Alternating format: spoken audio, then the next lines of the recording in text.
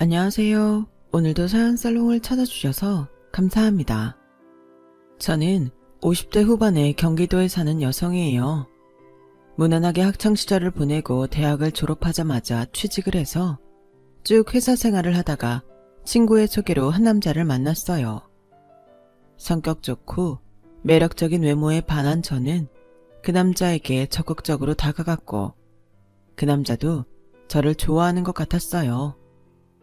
저와 그 사람은 6개월 만에 결혼을 했는데 결혼하고 보니 이 남자는 여기저기 여자들을 만나고 있었더라고요. 단순히 양다리가 아닌 문어다리였던 거예요. 저희 집으로 찾아와서 헤어져 달라고 울면서 호소하는 여자만 둘이었어요.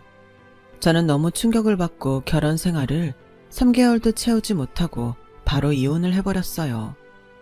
그때는 진짜 주변 시선이 무섭고 창피했고 밖에 다니는 것도 힘들더라고요. 괜히 사람들이 제 뒤에서 제 이야기를 할 것 같은 피해 망상에 시달렸어요. 그래서 회사를 그만둔 후 두문불출하고 집안에서만 몇 개월을 있었어요.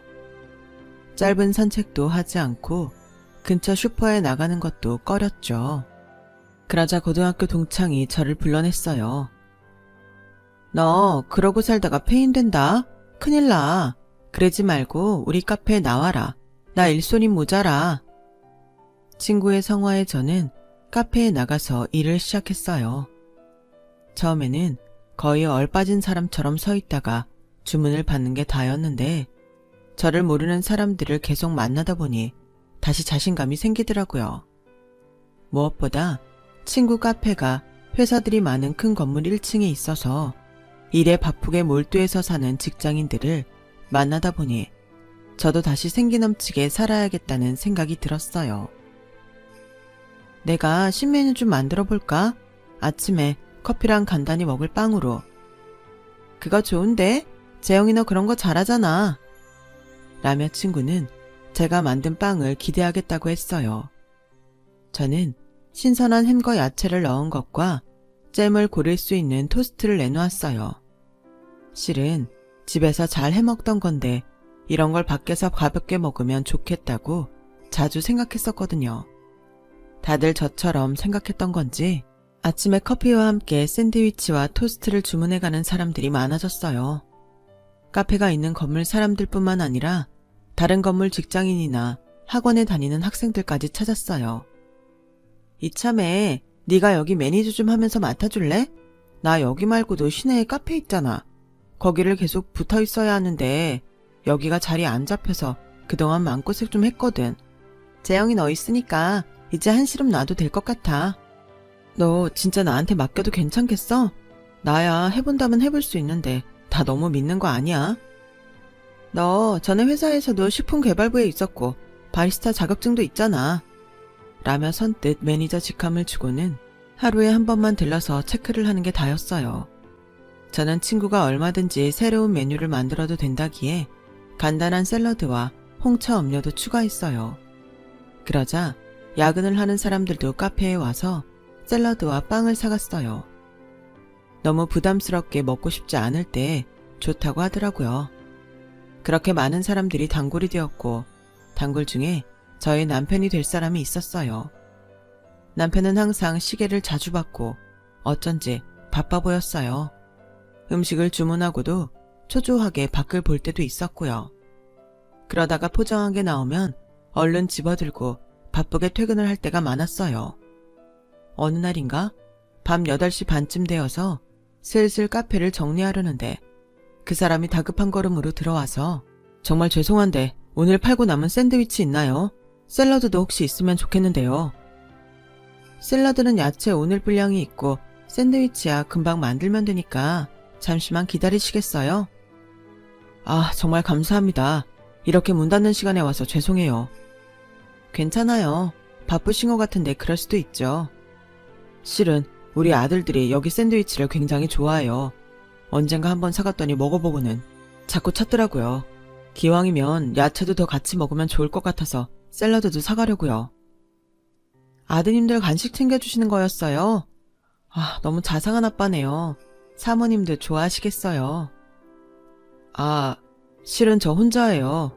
혼자 두 녀석 키우려다 보니 늘 정신없고 바빠서 잘 해주지도 못해요. 이렇게 좋아하는 거라도 챙겨줘야죠. 저는 그 말에 좀 놀랍기도 하고 감동도 돼서 포장한 걸 건네며 잠시 넋을 잃고 쳐다봤어요. 깔끔한 인상에 일 잘할 것 같은 사람인데 그런 어려움이 있는지는 몰랐거든요. 저는 그 뒤로 그 사람이 와서 아이들 먹을 걸 사갈 때면 더 신경 써서 만들었고 가끔 다음날 아침에 먹을 것까지 함께 준비해서 줬어요. 늘 이렇게 잘 챙겨주셔서 죄송해서 어쩌죠? 덕분에 제가 요새 많이 편해졌어요. 저도 일하면서 저녁이랑 아침 챙기는 게 얼마나 힘든지 아니까요. 이런 말 조심스럽긴 하지만 많이 힘드시겠어요. 그건 저보다 아이들이 더 그럴 거예요. 아직 엄마 손이 한참 필요한 나이인데 이렇게 헤어져서.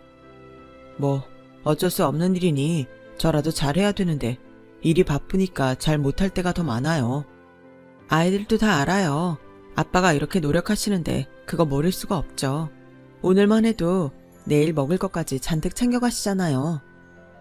매니저님이 더 챙겨주셔서 많아지긴 했죠. 라며 웃는데 순간 둘 다 얼굴이 붉어졌어요. 저는 얼른 어색한 분위기를 벗어나고 싶어서 좀 불편할 수 있는 질문을 하고야 말았어요. 사모님하고는 어떻게 헤어지신 거예요? 이런저런 사정이 좀 있었어요. 막 어린이집 들어간 아이들 두고 헤어진 심정은 그 사람도 이루 말할 수 없을 거예요. 다 이해하고 있어요. 그래도 저라면 이런 남편이면 그냥 살 것 같아요. 라고 하자 그 사람은 좀 놀란 눈으로 저를 쳐다봤어요. 아, 그게 제가 다른 뜻이 있어서 한 말이 아니고요. 실은 저도 이혼했어요. 남편한테 저 말고도 여자가 많더라고요. 라며 제 이야기를 하고 말았죠. 그 뒤로 저와 남편 사이에는 공감대가 생겨서 더 친해졌어요. 저는 아이들 운동회나 소풍 전날에 도시락까지 준비할 정도로 그 사람한테 마음이 많이 쓰였어요. 처음에는 미안해하기만 하던 그 사람도 어느 순간부터는 고마워하며 활짝 웃게 됐어요. 그러던 어느 날 오후였어요. 손님이 적어서 한가한 시간이었는데 남편이 아들 둘을 데리고 카페에 들어왔어요. 자, 둘 다 정중히 인사. 감사합니다. 감사합니다.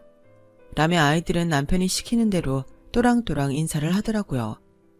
아이들을 좋아하는 저는 금방 그 사람 아들들하고도 친해졌어요. 초등학교 3학년과 1학년인 두 아이는 또래보다 어딘가 의젓해 보였어요.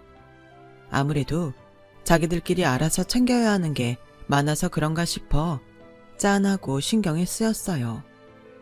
아빠는 직장에 있으니 모든 걸 다 해줄 수 없었을 테니까요. 한 번은 3학년인 큰아이가 아빠 몰래 카페에 왔더라고요. 내일 저희 학부모 참관 수업이 있는데 아줌마가 와주면 안 돼요? 아빠는 너무 바빠서 말도 못했어요. 다른 애들은 다 엄마가 오는데 아빠가 오는 것도 좀 싫고요.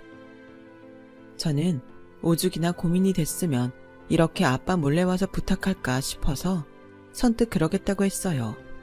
그리고 친구한테 카페에 몇 시간 와 있으라고 하고 학교에 갔죠. 수업이 끝난 후 큰아이는 제 손을 잡고 고맙다며 신이 나서 활짝 웃었어요. 아줌마, 나중에 우리 반에도 와야 돼요. 어느새인가 둘째 아이가 와서는 저한테 달려들어서 제 몸을 끌어안고 놔주지를 않더라고요. 학교가 끝나고 두 아이를 양쪽에 거느리고 나오는데 느닷없이 큰아이가 이러는 거였어요. 아줌마, 우리랑 같이 살면 안 돼요? 우리 엄마 해줘요. 맞아요. 아줌마가 우리 엄마였으면 좋겠어요. 아, 근데 이거는 아빠하고 이야기를 해봐야 돼서. 아빠가 아줌마 되게 좋아해요. 그치 형?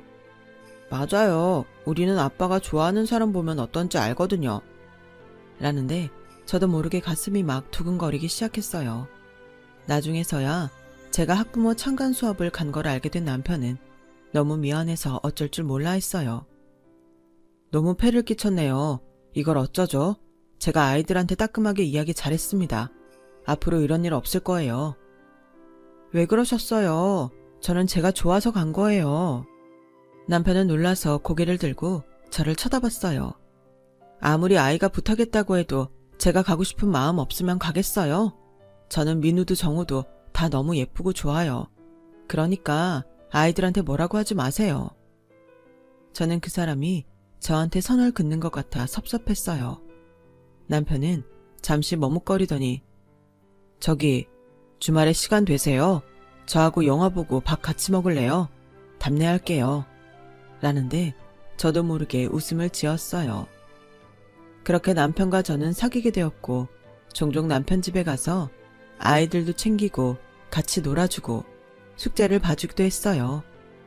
해가 바뀌어도 저나 남편이나 둘 다 마음의 변함이 없는 건 알겠더라고요.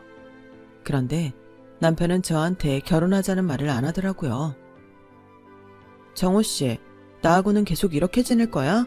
아이들도 같이 살기를 바라는데 라며 제가 어렵게 이야기를 꺼냈어요. 나도 그러고 싶은데 우리 가족들이 너무 극성이다 못해 좀 선을 많이 넘는 편이야. 애들 친엄마도 우리 집 사람들 못 견디고 나간 거야. 아마 연락을 끊은 것도 그 사람들과 다시 엮일까봐 그러는 걸 거고. 사실 나도 힘든데 남이 와서 그런 걸 견디라고 하면 내가 나쁜 사람이지. 다시는 그런 실수 하고 싶지 않아. 그럼 실수 안 하면 되잖아. 우리 힘들지 않게 못 오게 하면 되는 거잖아. 근데 그게 가능할지 잘 모르겠어. 일단 해보기라도 하자. 나 당신하고도 같이 있고 싶고 아이들 엄마 하고 싶어. 내가 아이들 엄마 해줄게. 남편은 제 진심을 알아보고는 말없이 손을 잡고 고개를 끄덕였어요. 저와 남편은 조용히 식사 자리를 마련해서 결혼식을 대신했죠. 저는 카페 사장인 제 친구와 가족들을 불렀는데 남편은 자기 가족은 한 명도 부르지 않고 전부 친구들로 자리를 채웠어요.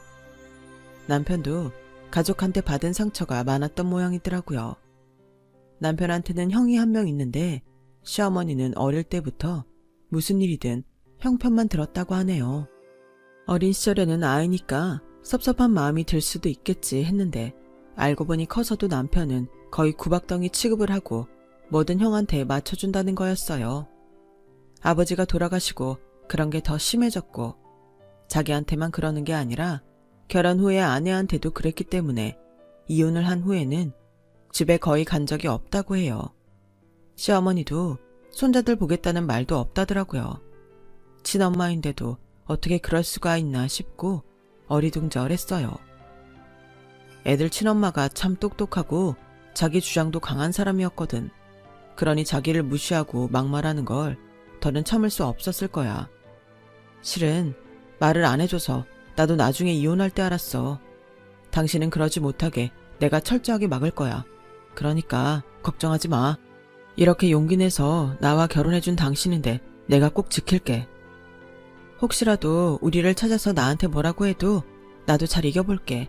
당신한테 숨기지도 않고 말하고. 저희는 남편 집에 알리지 않고 다른 데로 이사를 해서 아이들 전학수속까지 다 마친 상태였어요. 저희 가족은 1년 가까이 아무 문제 없이 말 그대로 행복하게 잘 지냈어요. 아이들은 저를 엄마라고 하며 잘 따랐어요. 저는 아침에 남편과 아이들을 챙기고 다 나간 후에 준비를 하고 카페에 나가는 게 일상이 됐죠. 가끔 시간이 맞으면 남편과 같이 퇴근을 하기도 했고요. 정말 늘 그런 날들만 있을 것 같았고 그럴 줄 알았죠. 시어머니가 느닷없이 저희 집에 들이닥치기 전까지는요. 시어머니는 남편이 전화도 바꾸고 원래 살던 데에서도 이사를 간 걸 알고 회사 앞까지 찾아와서 퇴근하는 남편을 기다렸던 거였어요. 그런데 저하고 나란히 가는 모습을 보게 된 거고요. 시어머니는 그 뒤로 며칠 동안 조금씩 미행을 해서 저희가 사는 집을 알아냈더라고요. 화려한 명품을 치장하고 온 시어머니는 집안을 둘러보더니 다리를 꼬고 소파에 앉으며 못마땅한 표정을 지었어요. 집안에 여자가 잘 들어와야 되는데 말이야. 정원 사주에 여자복이 없다고 했었는데 해놓은 거 딱 보니 돈 있는 집에도 아니고 또 어디서 집 비슷한 거 골라다가 사나 보네? 라며 저를 노려보더라고요. 저도 질 수 없다는 생각에 같이 쳐다봤어요. 언제까지 니들끼리 이렇게 할 수 있을 거라고 생각했어? 우리 남편이 살아있었으면 대법관 올라갔을 사람이야. 니네 같은 거하고 상대나 해줬을 것 같아? 라더니 자리에서 일어나 안방으로 들어가 장안을 다 뒤지더라고요. 그만두세요. 여기 저희가 쓰는 방이에요. 이렇게 막 들어오셔서 들쑤시면 곤란해요. 이게 어디 버르장머리 없게 시어머니한테 큰 소리야? 야, 니네가 결혼식에 나도 안 부르고 형도 안 불렀다고? 너까지 우습게 하는 거냐? 우리 정호한테서 뭐 얼마나 받아먹었어? 폐물은, 가방은, 뭐 받았는지 전부 다 실토해. 저희 그런 거 안 했어요. 그러니까 이만 돌아가 주세요. 그러자 시어머니는 쪽지 하나를 저한테 건넸어요. 너 정호 능력 있는 애라는 거 알고 호라비어도 접근한 거지? 딱 관상 보니까 답이 나온다. 너 같은 불려시들은 내가 잘 알아. 거기 써있는 거 다음 주까지 다 해서 집으로 보내. 안 그러면 니들 가만히 안 둘 줄 알아? 라며 쌩하니 안방을 나가더군요. 현관 앞에서 큰아들이 들어오는 걸 마주쳤는데도 시어머니는 눈길 한번 제대로 주지 않고 그냥 나가버렸어요. 큰아들은 조금 주눅이 든 것처럼 옆으로 피했다가 시어머니가 나가자마자 얼른 나한테 와서 안겼어요. 자기 친손자를 저렇게 본 척 만척 하다니 왜 저러는지 정말 이해가 되지 않더라고요. 저는 남편한테 이 사실을 알렸고 그날 남편은 평소보다 더 늦게 집에 돌아왔어요. 아이들은 모두 잠들어서 둘이 이야기하기 딱 좋았어요. 당신도 전화를 하긴 했지만 민우도 전화를 했었어. 당신한테 폐물하고 혼수 준비해서 보내라고 했다며? 그 말은 왜 안 했어? 그거야 내가 어떻게든 처리할 수 있다고 생각했어. 혹시 그 말 안 해서 화난 거야? 그랬다면 미안해. 나는 당신이 너무 신경 쓸까봐 그랬어. 나는 당신도 그러다가 어느 날 떠날까봐 그게 무서워. 앞으로는 정말 하나도 빼먹지 말고 다 이야기해야 돼. 남편은 시댁에 가서 시어머니한테 다시는 뭘 요구하지 말라고 단단히 못을 받고 왔다고 해요. 남편 말을 들어보니 시어머니는 큰아들 사업자금을 메꿔야 돼서 돈을 받으려고 남편을 찾은 거였더라고요. 나 어릴 때 엄마가 죽을 병 걸렸다고 큰 무당한테 가서 구술했는데 그러고 싹 나았대. 그 무당이 큰아들밖에 엄마가 의지하고 살 사람 없다고 나는 엄마를 잡아먹는다고 했다나 봐. 그때부터 엄마 태도가 저렇게 싹 변해서 나한테 저러는 거야. 말도 안 돼. 세상에 어떤 엄마가 무당 말을 듣고 자식한테 그래? 아니, 어떻게 이럴 수가 있어. 당신을 찾은 것도 궁금해서가 아니고 형한테 돈이 필요해서라니. 진짜 너무한다. 제가 막 흥분을 했더니 남편은 제 손을 잡고 진정시켰어요. 나 정말 괜찮아. 당신처럼 좋은 사람이 옆에 있는데 이제 집에서 뭐라고 해도 신경 안 써. 우리만 잘 살면 돼. 라며 남편은 바로 다음 날 이사갈 집을 알아봤어요. 그리고 집이 팔리자마자 서울에서 좀 떨어진 곳으로 이사를 갔고 아이들은 또 전학을 가야 했죠. 아이들은 전혀 불만이 없었고 오히려 우리가 걱정할까봐 이사 온 데가 더 좋다며 밝은 모습을 보여줬어요. 정말 제가 다 미안할 지경이었어요. 집을 찾아오지 못하자 이제 시어머니는 남편 회사와 저희 카페로 찾아오기 시작했어요. 한 번은 카페에 들어오자마자 소리를 고래고래 지르더군요. 여기요. 이 꽃뱀념 때문에 내가 아들하고 만나지도 못하고 살아요. 저년이 내 아들 피 같은 돈 다 빼돌려서 지엠이랑 형은 밥도 못 먹고 사는데. 어머니, 그런 말씀은 이런 명품 옷이랑 가방이 없어야 설득력이 있죠. 이렇게 잘 차리고 곱게 화장하고 그런 말씀하시면 누가 믿겠어요? 야, 어디다 대고 어머니야? 누가 네 어머니야? 혼수 하나 안 해온 년이 뭐가 잘났다고 어머니래? 라며 제 뺨을 때렸고 그 이야기를 들은 남편이 내려와서 경찰을 불러 시어머니를 끌어냈어요. 야, 너 진짜 이럴 거야? 여자한테 미쳐서 부모 형제 다 버릴 거냐고? 라며 시어머니는 경찰한테 끌려가면서도 억지를 부렸어요. 그래도 당신 어머니인데 이렇게까지 안 해도 되잖아. 아니야, 지금 여지를 주면 또 밀고 들어와서 말도 안 되는 소리하고 사람 괴롭힌다고. 오늘도 봐, 끝까지 저러는 거. 다시는 나 거기 안 넘어갈 거야. 당신도 그런 줄 알아. 라는데 남편이 아주 단단히 결심한 것 같았어요. 시어머니는 그 난리를 피우고도 회사 근처에 또 찾아왔지만 남편이 그럴 때마다 경찰을 부르며 철통 방어를 치자 오고 싶어도 오지 못하게 됐어요. 저희는 더 이상 이사를 가지 않아도 됐고 회사에서도 아무 일 없이 잘 지냈죠. 저는 아이들이 고등학교에 들어가면서부터 카페를 그만두고 집에서 뒷바라지하는 데에만 신경을 썼어요. 다행히 아이 둘 다 공부를 잘하는 편이었고 특히 큰아이는 성적이 아주 좋았어요. 고3 때까지 계속 성적을 잘 유지하더니 좋은 대학에 들어갔죠. 둘째도 공부를 곧잘 해서 형이랑 같은 대학을 목표로 했고요. 그 즈음부터 남편의 건강이 나빠지기 시작했어요. 안 그래도 신경이 쓰여서 병원에 좀 가라고 해도 괜찮다며 안 갔는데 검진 결과가 좋지 않다고 대학병원에 가보라는 이야기를 들었다는 거였어요. 저는 괜찮다는 남편을 억지로 끌고 대학병원에 가서 정밀검사를 받게 했어요. 그랬더니 남편이 간암 3기라는 거였어요. 정말 눈앞이 캄캄하다는 말이 뭔지 실감이 나더군요. 지금이 가장 행복한 때라고 생각했는데 아이들도 잘 자랐고 이제 둘째 아이의 합격 발표만 기다리면 되는데 저는 검사 결과를 듣는 남편 앞에서 울지 않고 씩씩해 보이려고 얼마나 노력했는지 몰라요. 여보, 나 괜찮을 거야. 그러니까 너무 걱정하지 마. 라며 남편은 제 등을 쓰다듬었지만 남편은 쓰러졌고 중환자실에서 혼수 상태에 빠지고 말았어요. 둘째 아이의 합격 소식은 바로 그때 들었어요. 여보, 정우 대학 합격했대. 당신이 얼른 일어나서 잘했다고 축하한다고 안아주고 맛있는 것도 사줘야지. 정우 좋아하는 거 사준다고 했다며. 라며 남편에게 말을 걸어보았지만 아무 소용없었어요. 남편은 그렇게 혼수 상태에 빠지고 5일 후에 세상을 떠나고 말았어요. 남편의 영정사진을 앞에 두고 앉아있으려니 모든 게 허망하게 느껴졌어요. 내가 조금 더 일찍 알아차렸으면 좋았을걸. 조금 더 빨리 병원에 가자고 재촉할걸. 별별 후회가 다 들었고 눈물도 말라서 나오지 않았어요. 아이들이 제 옆에서 손을 꼭 잡고 있었기에 쓰러지지 않을 수 있었어요.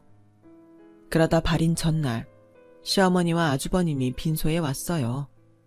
아들이 죽어서 마지막을 보러 오는데도 시어머니는 명품을 두르고 화장을 곱게 했더군요. 처음 보는 아주버님은 멀뚱멀뚱 저를 보기만 했고요.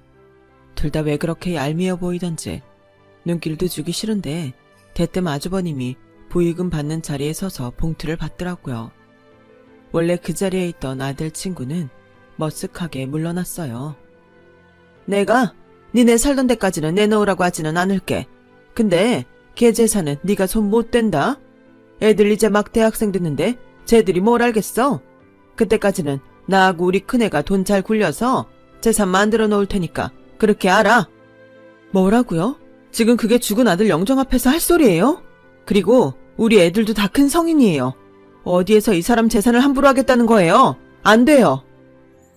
더야말로 지금 남편 앞세우고서 시어머니한테 핏대 세우냐? 그것도 돈 때문에? 아주 네가 내 아들 빨아먹고 사는 거 재미 들렸구나? 아이고, 인연이 남의 아들 잡아먹고도 지 욕심만 차리네. 불쌍한 내 아들, 어쩌면 좋아. 라며 갑자기 드라마라도 찍는 것처럼 땅을 치며 통곡을 하더라고요. 친정 식구들도 아이들도 그런 시어머니와 아주버님을 상대로 한바탕 붙어버렸고 저는 두 아이를 뜯어 말려서 억지로 데리고 밖으로 나와 열을 식히게 했어요. 괜히 아이들이 남들한테 욕먹고 상처받을 게 두려웠거든요. 안 그래도 몸도 마음도 힘든데 시어머니와 아주버님까지 와서 들쑤시는 통에 저는 천근만근히 몸을 이끌고 겨우 장례를 치러야 했어요. 정말 너무 힘들어서 그때 일은 아무것도 생각이 나질 않네요. 집에 와서 잠깐 눈을 붙였는데 밖에서 큰 소리가 났어요. 할머니, 지금 엄마 많이 아프다고요. 하는 둘째 목소리에 밖에 나왔더니 시어머니가 거실 한가운데를 차지하고 있더라고요. 하던 이야기를 마저 해야 되니까 왔는데 니네 애들은 어떻게 교육을 시켰길래 할머니를 보고 싸우려고 대드니? 이야기하시는 건 좋은데 아이들 보고 뭐라고 하지는 마세요. 무슨 이야기가 더 남으셨는데요? 막말로 네가 본처도 아니고 애들 친엄마도 아닌데 정호 죽은 마당에 이 집에 무슨 명분으로 계속 눌러있겠다는 거냐? 네가 정청호 재산을 내놓지 않겠다면 나도 다 생각이 있어. 법적으로도 제가 그 사람 아내인데 뭘 어쩌시겠다는 건데요? 그래? 어디 네가 이기나 내가 이기나 한번 해볼까? 일단 이 집에 들러붙은 악한 것들부터 쫓아내게 내일 당장 굿부터 해야겠다. 진짜 이게 뭐예요? 할머니가 왜 우리 집에서 구슬해요? 멀쩡한 남의 집이 뭐가 악한 게 있다는 거예요? 할머니, 우리한테 이럴 자격 없어요. 그러니까 나가요. 라며 둘째가 소리를 질렀어요. 집안 꼬라지 아주 잘 돌아가네. 이게 네가 시켰다는 교육이냐? 지 할머니한테 저러고 빡빡 소리나 지르게 만들고? 넌 이 집에 아무런 도움이 되지 않았어. 애들만 봐도 딱 보여. 정호는 여자복이 없다는 말이 딱 맞아. 그렇게 말을 안 듣더니 결국 기 다 빨리고 지 먼저 가고 이게 다 지애미랑 형 나몰라라고 살아서 이렇게 된 거야. 그만하세요. 그 사람까지 이렇게 말해야겠어요.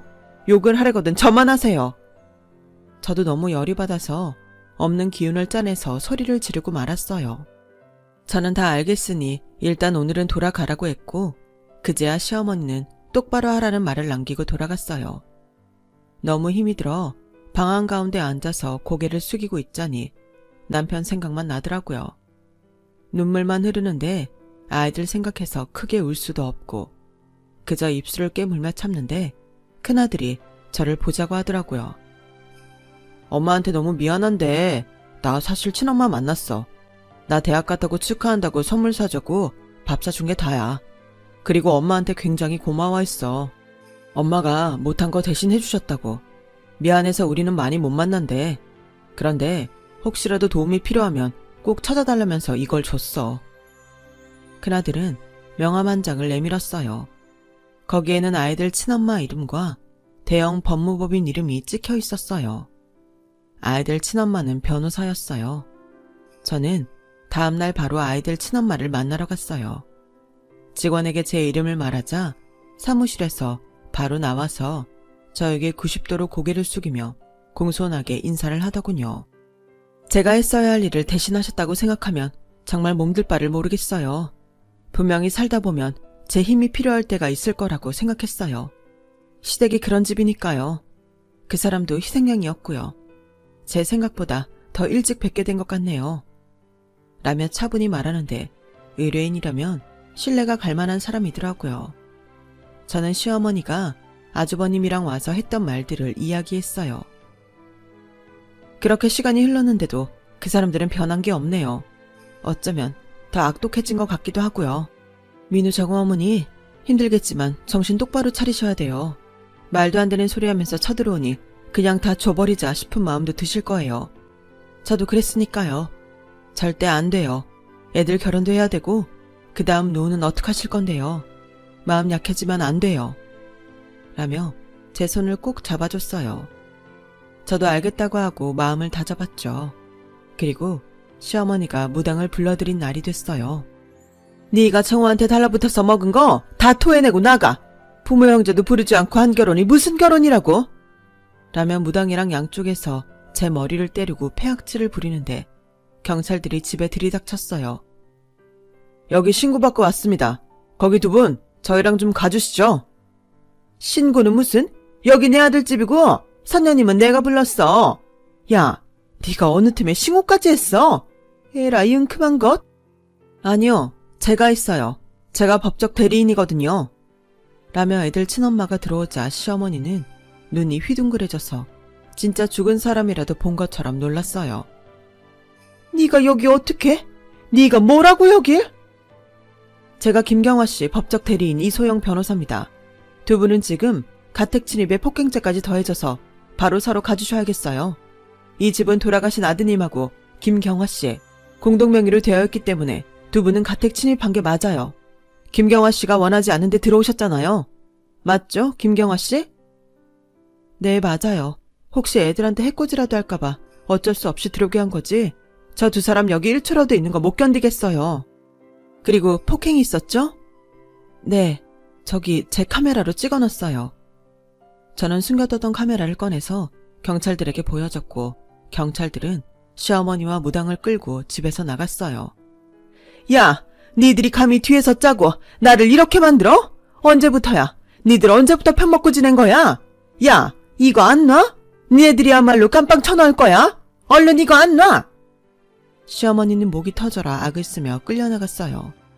지금부터는 제게 맡기세요. 다시는 헛소리 못하게 할 테니까요.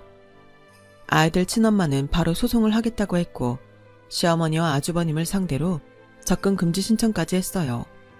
처음에는 욕을 하며 억지를 쓰던 시어머니는 우리 쪽에서 정신적 피해 보상까지 요구한다고 하자 그제야 변호사를 선임했어요. 하지만 그 변호사는 시어머니가 억지를 부리고 있다는 것과 저와 아이들한테 어떻게 했는지 듣고는 하루도 안 돼서 사임했어요. 전혀 이길 승산이 없다는 걸 안 거죠. 시어머니는 저와 아이들한테 마음에도 없는 사과를 해야 했어요. 그렇지 않으면 굉장히 큰 돈을 배상해야 될 거라고 아이들 친엄마가 무섭게 말했거든요. 내가 좀 심했던 것 같다. 그러니 돈 문제는 없던 걸로 하자. 그게 어디가 사과예요. 정말 정신적 피해 보상 청구 들어갈까요? 제가 정말 잘못했습니다. 한 번만 봐주시면 다시는 찾아오지 않겠습니다. 시어머니는 결국 머리를 조아리고 싹싹 빌다가 돌아갔어요. 다시는 찾아오지 않겠다고 각서를 쓰고 공증까지 했고요. 정말 고마워요. 변호사님 아니었으면 저 진짜 쩔쩔맸을 거예요. 이걸 다 어떻게 갚죠? 무슨 말씀을요? 제가 그나마 조금 갚은 거죠. 우리 아이들 이렇게 멋지고 건강히 잘 키워주셔서 감사해요. 그러니 앞으로도 두 아이 부탁드릴게요. 라며 눈시울을 붉히는데 저도 눈물이 나서 그만 붙잡고 엉엉 울었어요. 이렇게 모든 일이 일단락 되나 싶었는데 시어머니는 미련을 못 버리고 애들 학교 앞까지 찾아가서 소란을 피웠다고 해요. 니들 엄마 보통 내기 아니다. 니네가 지금까지 다 속은 거야. 이제 두고 봐라. 니들 아빠 재산 다 들고 튈 거니까. 그 전에 할머니한테 맡기라고. 핏줄 만한 게 어디 있어? 결국 아들은 그 자리에서 친엄마한테 연락을 했고 시어머니는 애들 친엄마를 보자마자 꽁지가 빠져라 도망을 갔다고 해요. 정말 코미디도 그런 코미디가 없었다는군요. 저희 집은 그 후로 애들 친엄마의 도움으로 시어머니한테 벗어나서 다시 평화를 찾게 됐어요. 아무리 접근 금지 명령이 떨어졌다고 해도 그 성격에 다시 찾아오지 싶어서 남편과의 추억이 묻어있는 집을 팔고 다른 곳으로 이사를 했네요. 그렇게 시댁과는 완전히 인연을 끊었고 아이들과 잘 살고 있어요. 아이들은 벌써 군대도 다녀오고 졸업도 해서 직장 생활을 잘하고 있고요. 저는 가끔씩 아이들 친엄마와 만나서 차 마시며 옛날 이야기를 한답니다. 아이들하고 같이 만나서 밥을 먹기도 하고요. 같이 나이 들어가는 친구가 생겨서 마음이 든든하더라고요. 이것도 다 남편이 남기고 간 선물 같아서 늘 감사하며 살고 있어요. 제 이야기는 여기까지예요. 제 얘기 들어주신 분들 모두 건강하시고요. 늘 행복하고 좋은 날만 있으시길 빌게요. 감사합니다. 여러분, 사연 댓글에 응원과 현명한 조언 부탁드려요. 좋아요와 구독은 저에게 큰 힘이 됩니다. 오늘도 좋은 일 가득하세요.